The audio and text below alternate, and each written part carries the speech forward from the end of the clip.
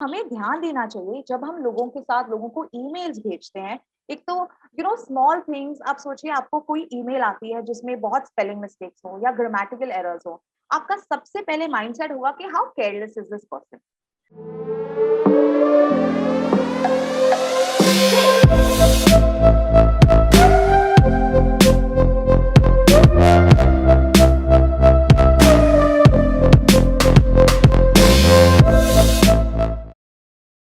I've been in this industry, in this field for the last 3 years मैं इस field में काम कर रही हूँ। And apart from working with a lot of business professionals, मैंने बहुत इंटरेक्शन ट्रेनिंग की है यंग अडल्ट्स के साथ। एक चीज मैंने नोटिस की है कि इन यंग अडल्ट्स के साथ खास करके they have a lot of energy, confidence is very important when you are communicating with people. आप रियलाइज करेंगे कि in the snap of a finger इतनी जल्दी आपकी ईमेल यहाँ बैठे बैठे दुनिया के किसी और कोने में किसी को मिल जाएगी। तो हमें ध्यान देना चाहिए जब हम लोगों के साथ लोगों को ईमेल्स भेजते हैं। एक तो स्मॉल थिंग्स, आप सोचिए आपको कोई ईमेल आती है जिसमें बहुत स्पेलिंग मिस्टेक्स हो या ग्रामेटिकल एरर्स हो, आपका सबसे पहले माइंडसेट होगा कि how careless is this person. मतलब कितना अनप्रोफेशनल है कि उन्होंने जल्दी जल्दी में ईमेल भेज दिया ये बेसिक चीजें चेक किए बिना। या फिर if you want your emails to be more effective और मोर एफिशिएंट, आपको इंश्योर करना चाहिए कि आप उसे एक एटिकेट फॉलो करते हुए एक तौर तरीके से वो लिखें आगे, ताकि आपको रिस्पॉन्स भी उतना जल्दी मिले, ताकि आपका काम भी हो। एंड साथ साथ में क्या होता है कि ईमेल लिखने का एक जो तरीका होता है, आज हम वो डिटेल में डिस्कस करेंगे इस पूरे सेशन में। ऑलराइट, तो पहले before we really get to the session, I want you all to, जिससे आपको एक बेटर आइडिया आ जाएगा कि why is it so important कि हम ईमेल्स अपनी जब हम लोगों को भेजते हैं वो भेजते हैं, तो make sure you are polite and kind when you send out those emails. Because जैसे हमने पहले भी बात की, at the end of the day you want those emails to be more effective and साथ ही साथ you want to appear more professional. Even as students, अभी बिकॉज ऑफ द पैंडेमिक हमने जितना email probably in the past नहीं use किया होगा, आप अभी यूज कर रहे हैं, आपने इतना पिछले 1 साल में यूज किया है। तो to develop this skill it's very important कि आप अभी से फोकस करें to send out right things, to keep in mind when you are sending out your emails. सबसे पहली चीज आपको ध्यान में रखनी चाहिए, हु इज योर ऑडियंस। आप ईमेल, हमें एक ही बंदे को 2-3 टॉपिक्स पर ईमेल भेजनी होती है। तो अगर आप वो 2-3 अलग टॉपिक्स एक साथ ही डाल देंगे तो शायद there be a little confusion, उसको समझ नहीं आएगा, वो एक चीज शायद मिस कर ले। तो अगर आपको किसी को भेजना है an email to tell them that you want a report from them, या आपको भेजना है अबाउट अ मीटिंग, तो आप ट्राई कीजिए कि दोनों आप अलग अलग ईमेल्स में भेजिए, ताकि वो बंदा ये ना हो कि पहले सोचे कि अच्छा आप ईमेल इसने मुझे किया है नहीं, ताकि इंसान जल्दी रिस्पॉन्ड करेगा। इज इट क्लटर्ड, कैसी लग रही है आपकी ईमेल।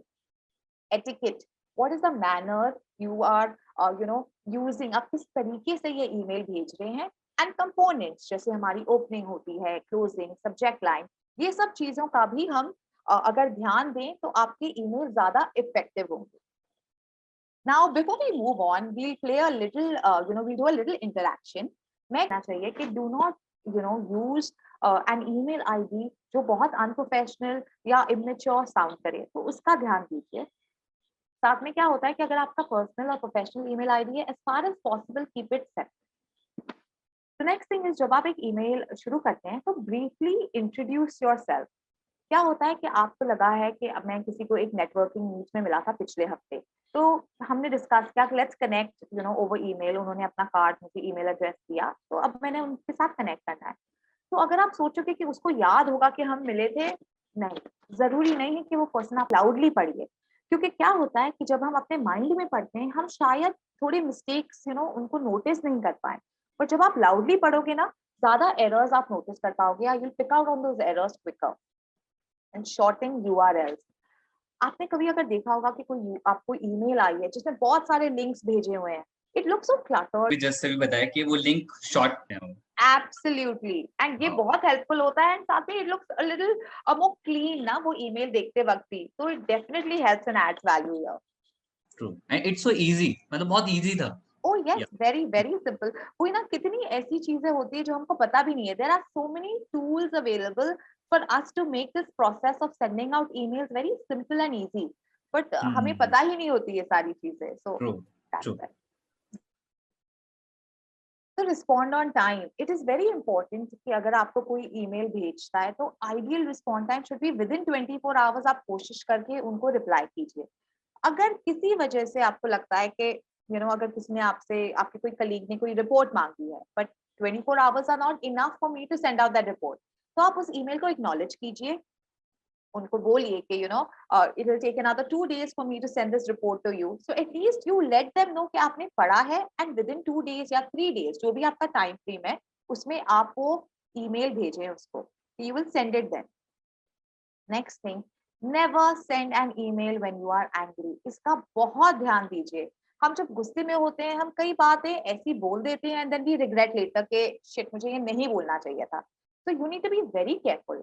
एंड खास करके क्या होता है, स्पेशली इन ईमेल्स, जैसे हम फेस टू फेस कम्युनिकेट करते हैं, हम एक दूसरे को देख के, बॉडी लैंग्वेज देख के हमें काफी चीजें समझ आ जाती है कि ठीक है, इस इंसान को अच्छा नहीं लग रहा मैं जो बोल रहा हूँ, या आपकी कॉन्वर्जेशन किस डायरेक्शन में जा रही है।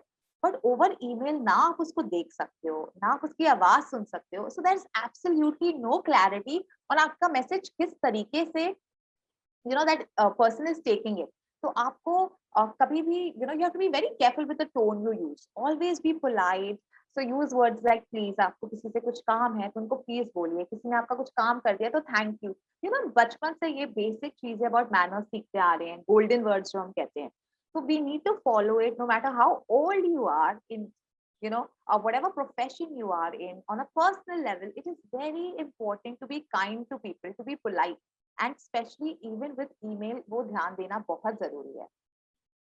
Sorry, I was talking about never send an email when you angry. अगर कभी ऐसे हो कि आप गुस्से में हो बट आपको ईमेल का जवाब देना बहुत जरूरी है, तो देयर आर टू थिंग्स। या तो आप उसको अपने कोई फ्रेंड या कलीग किसी से डिस्कस कर दीजिए कि ये मैं रिप्लाई कर रहा हूँ, तो एटलीस्ट ठीक है, आपने रिप्लाई भी भेज दिया and you get a confirmation कि ठीक है, your email is not all that bad.